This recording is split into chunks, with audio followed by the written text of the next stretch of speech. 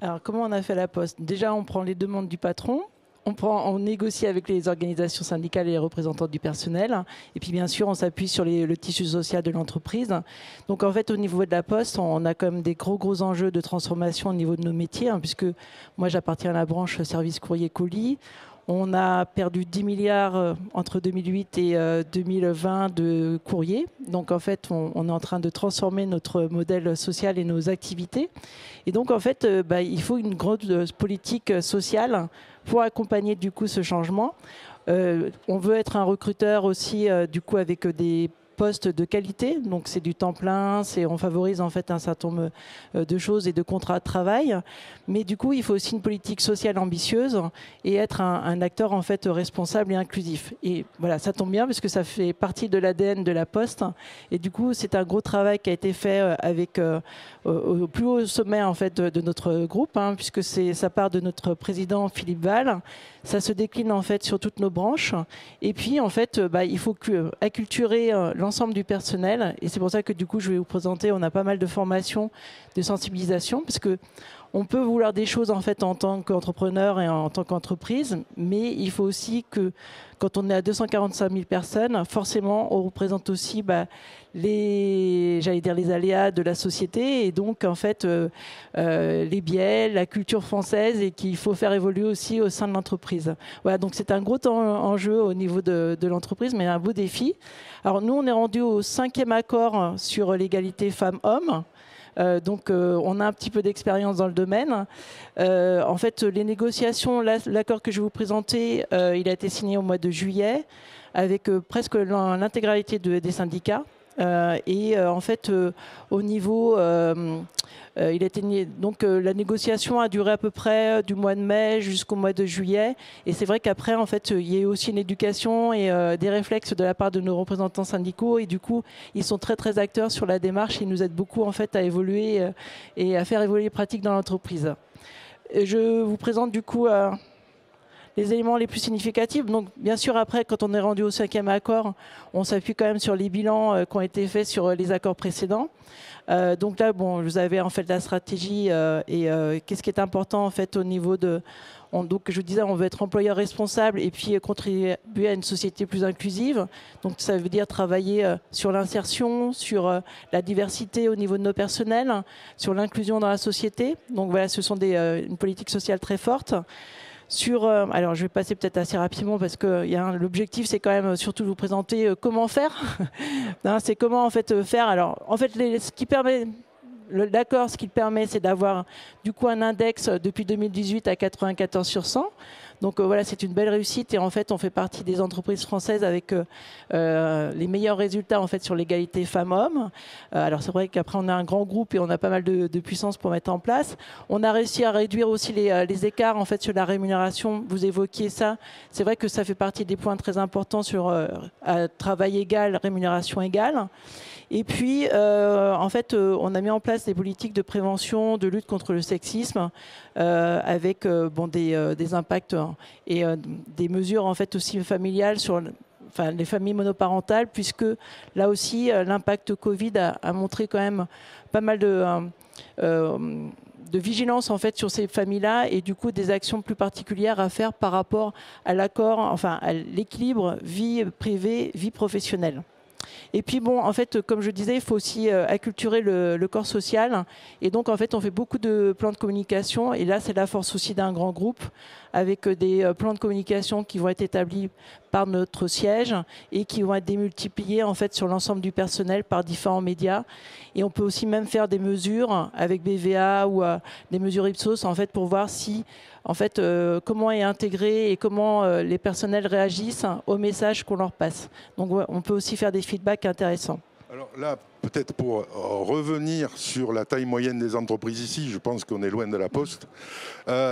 vous avez des outils en entreprise pour non pas avoir à faire appel à l'Ipsos, mais avec vos représentants du personnel, si vous en avez, eux aussi ont des outils de sondage notamment, qu'ils peuvent déclencher pour vous remonter. Parce que le représentant du personnel, c'est pas simplement un empêcheur de gérer en rond. C'est aussi quelqu'un qui peut vous remonter de l'information avec ses outils. Et ces outils, il les a.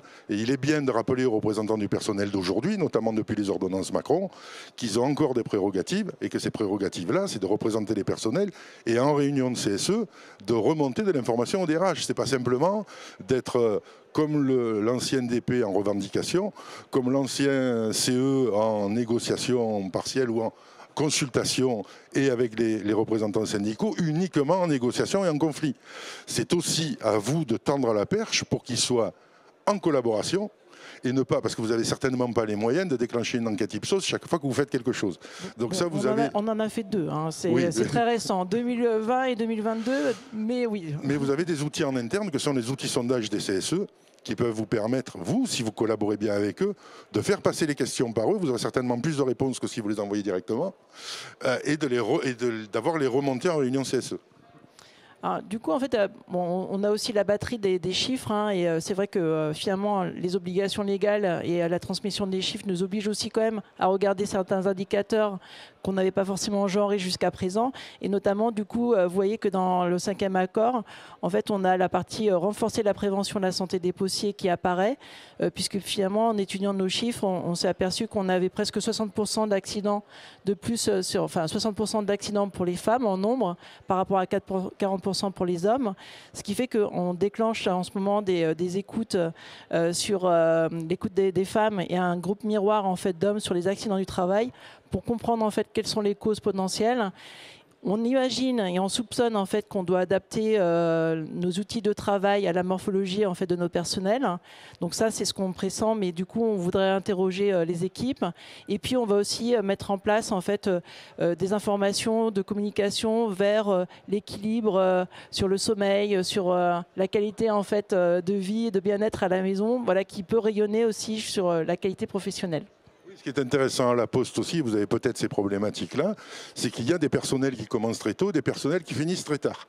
Et donc avec des shifts, où on a des gens qui sont sur des tranches horaires qui sont peut-être pas compatibles avec une vie familiale. Alors, les tranches horaires, mais c'est aussi beaucoup, on a un métier quand même assez physique, parce que voilà, moi j'ai quand même presque 7400 facteurs qui font des travaux, ce qu'on appelle les travaux extérieurs, donc qui vont passer les 3/4 du temps à l'extérieur, il fait froid, et donc en fait l'hygiène de vie et la qualité de l'alimentation est importante pour éviter l'hypoglycémie et éviter en fait les accidents de coups de pompe en milieu de matinée. Voilà, donc c'est pour ça aussi qu'on travaille par rapport à ça avec nos assistants sociaux et nos médecins du travail pour être vigilants par rapport. Et puis on sait aussi que entre les jeunes générations et les anciennes générations, on n'a pas les mêmes comportements sur les petits déjeuners et du coup on est vigilant à ça.